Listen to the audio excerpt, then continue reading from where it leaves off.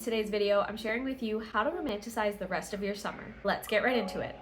All right, friends, we have had a huge chunk of summer pass us by, but we still have time left in the summer. So in this video, I'm going to just go through 5 tips to help you romanticize the rest of the summer if you haven't really been doing as much as you thought that you were gonna do this summer, or you're in a little bit of a slump and you need some inspiration. I hope these tips are gonna be helpful for you. They are definitely helpful for me. So let's jump right into it. I have the tips off on the side here, so if you see me looking this way, that's why.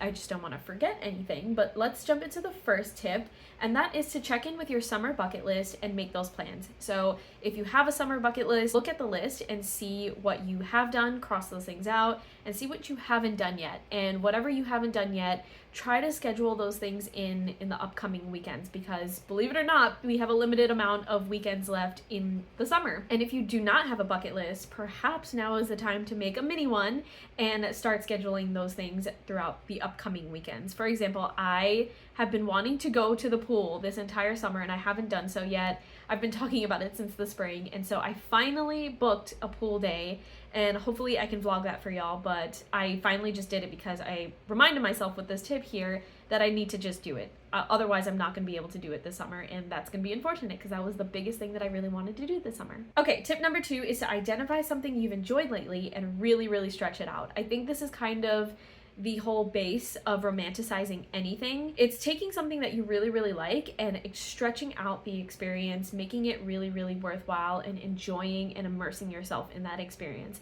A lot of the times for me, that's making my coffee. You all know that, but I do have some examples for you. One example is if you really enjoy reading, you can make a whole beach day dedicated to reading and the love of reading. So you can bring your book and you can read. You can have some snacks while you're reading. I know a lot of people like to snack while they read and lounge, and you can also do watercolor bookmarks. I've been seeing a lot of people on social media bring their watercolor supplies, very basic watercolor supplies, to the beach, and they'll fill their cup, or like their watercolor cup, with water from the ocean, and they'll sit on their blanket and do watercolor by the beach. Now you can do this in a reading sense by making watercolor bookmarks. I think that would be super cute, and then it's a nice way of remembering this particular summer because you have a bookmark from this summer, which is really nice. I think that's so cute. Another example is body movement. If you're into body movement, you can invite your friends over for like an activity day. I think about when I was in grade school and we would have field trip days where the entire day from morning to night was dedicated to just activity, doing fun activities outside. And I think you can do this as an adult. I say, why not?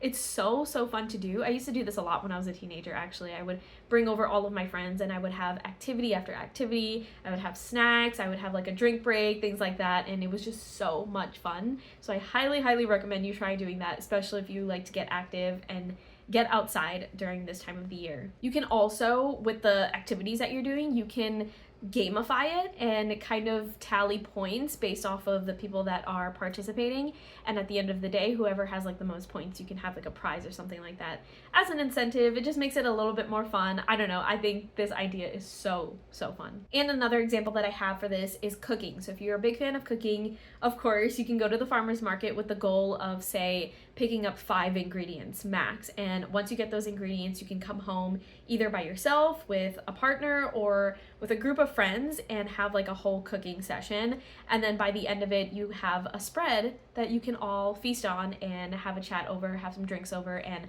I think that is so fun. I feel like dinner parties are a big thing over the past couple of summers, so this is very trendy, and I think it would be a really fun time. I honestly want to do this. I just need to get a bunch of people who are down to do it with me. Also, bonus points if you use the grill for this particular one, because you get to enjoy the act of cooking while outside now that you're able to with the nice weather, supposed nice weather.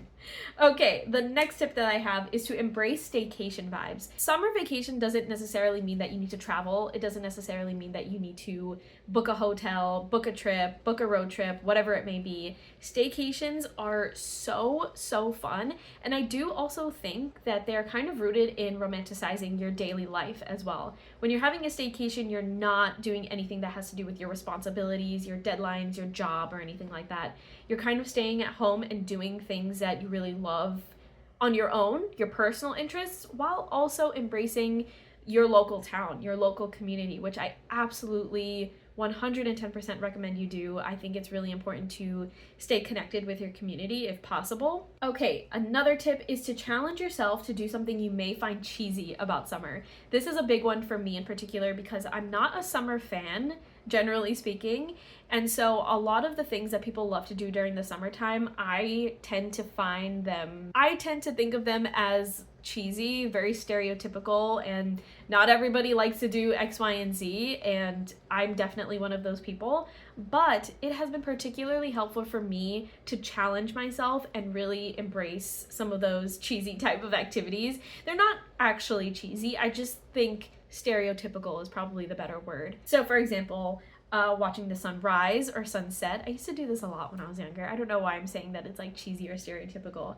Having a pool day with floaties and like themed drinks. Maybe you have like a drink floaty. I know those are trending right now. Or reading something super beachy. Like there's a whole genre that's beach reads. So I feel like that's also something that's quite stereotypical and trendy during the summertime that some people might think is cheesy, but I challenge you, and I also challenge myself to do some of these things because, believe it or not, it really helps you embrace the summer vibes in a way that I kind of feel is refreshing and nice and welcome right now, because if I'm gonna try and enjoy summer, I should probably embrace things that really scream summer rather than as opposed to saying, oh my gosh, that's so cheesy or that's so stereotypical, I would never do something like that. And I've been doing this by example. I read a beach read this summer and I actually had a really great time.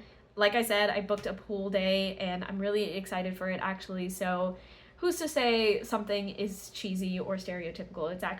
It can actually be really fun. And the last tip that I have is to document this summer in a hands-on format. So for example, journaling, digital journaling, scrapbooking.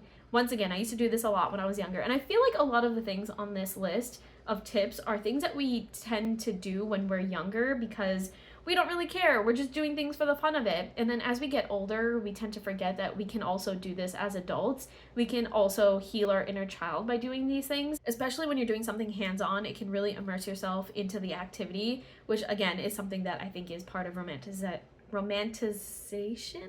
Am I saying that right? Anyway, you get my point. But another example of hands-on format is Polaroid pictures and using a disposable camera. Lean into the more hands-on things here.